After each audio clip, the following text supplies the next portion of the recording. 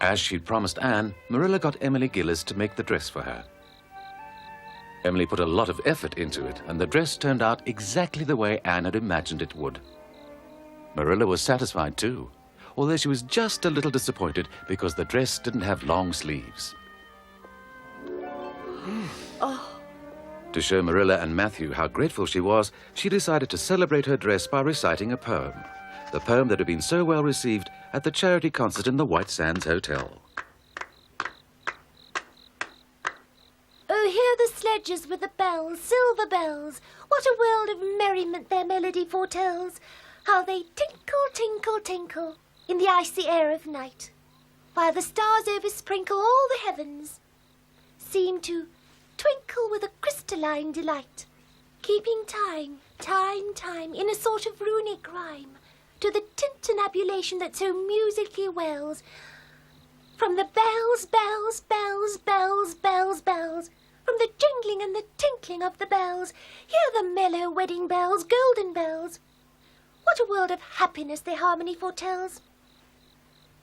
Through the balmy air of the night, how they ring out their delight, from the molten golden notes, and all in tune. What a liquid Betty floats to a turtle dove. Matthew Cuthbert, who on earth did you bring home with you? Where is the little boy? There was no little boy to be found at the station. Only this little girl. Sorry about that, Marilla. There was no boy? That's impossible. I can't believe it. We expressly asked Mr. Spencer for a boy because he could help us with all the work on the farm. Do you know, I've made up my mind to enjoy this ride. Oh, yes? I find that you can nearly always enjoy things if you just decide that you will. So I won't even think about the orphanage. I'm just going to think about the lovely outing and enjoy everything we're going to see. Oh. Just look at those wild roses. Don't you think it would be nice to be a girl, to wake up at sunrise and fly over the sea all day long? Please tell me, what is that big house up ahead, Miss Cuthbert?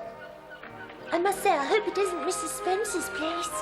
No, that's the White Sands Hotel. Many Americans stay there during the summer when they're on vacation here on Prince Edward Island. Oh, I was afraid it might be Mrs. Spencer's place. I don't want this trip to end. Somehow it just seems to me as if it's going to be the end of everything. To tell you the truth, she's not much to look at, but she seems to be well behaved. Anyway, when they're pretty, they only end up giving you a lot of trouble. Actually, she strikes me as a little dull. But I'd much rather have a dull girl than a cheeky one. Now listen to me. If I take you into my house, I expect you to be a well-behaved girl. Hard-working, clean, and respectful. I expect you to work for a living in my house. Don't think for one moment that the Blewitts will support you. Mrs. Spencer, I'll take her. I can't cope without help anymore. If only you knew how glad this has made me.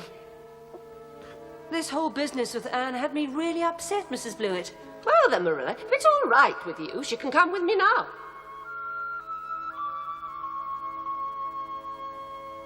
I don't know. I mean, I can't really say. You see, my brother and I haven't yet decided whether we want to keep the girl on the farm with us or not. Oh.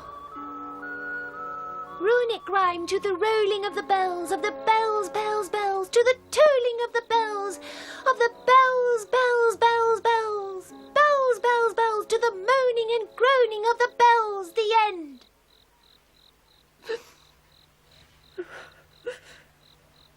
Oh, good. Marilla, I see you actually have tears in your eyes. Did I really sound that convincing? I couldn't really judge. I was just thinking back to that little Anne of some years ago. You were such a remarkable little thing, forever walking around with your head in the clouds. Life for you was one long daydream.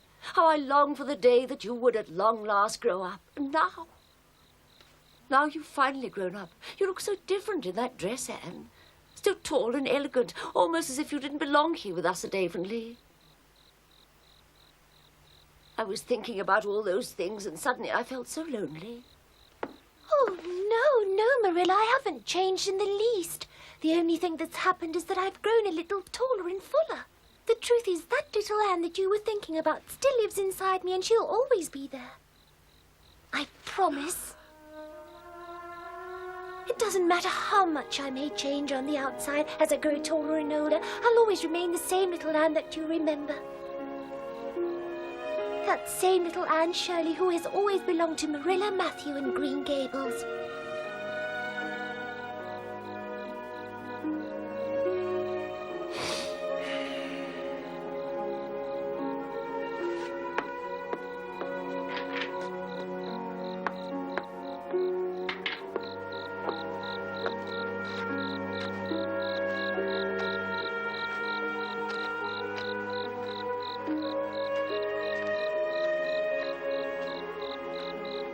I have to admit, I've never been one for going to church, and praying isn't my strong point.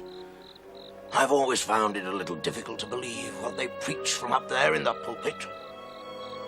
But somehow I think this whole thing with Anne wasn't so much Mrs. Spencer's mistake as fate. It seems to me it could have only been the work of a higher hand. He must have seen the need for someone in our life, that we'd run the risk of forgetting what it means to love someone. Without Anne Shirley, we no doubt would have remained just what we were. Two grumpy old fossils, and nothing more. Marilla and I owe that child much more than she owes us, that's for sure. The Almighty must have known the role she was to play in our life. I'm sure he must have planned it. It couldn't have been a coincidence.